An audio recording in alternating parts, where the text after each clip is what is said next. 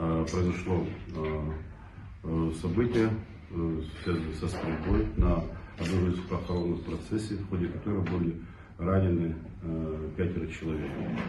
И, соответственно, 2 из них в тяжелом состоянии, 1 в критическом состоянии.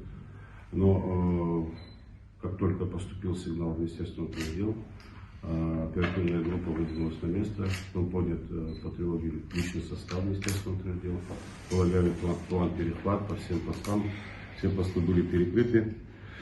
По существу дела проводятся все необходимые оперативно-розыскные мероприятия совместно с службой госбезопасности, а также во взаимодействии с прокуратурой. Материал первичный собирается на том этапе, что сегодня было нами собрано. Я утром заслушал отчет, были даны соответствующие поручения. Отрабатываются все маршруты вероятного отхода. Занимаются сотрудники установлением личности, характерных признаков личности, сбором свидетельской базы.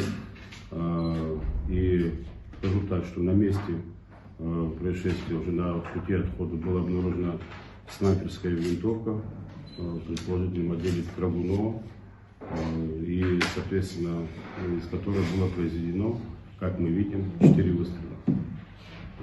Также были дополнительно обнаружены предметы, которые подлежат исследованию.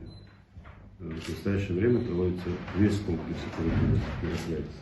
И отрабатывается ряд версий, которые, я думаю, что могут привести к определенному результату. Будем надеяться.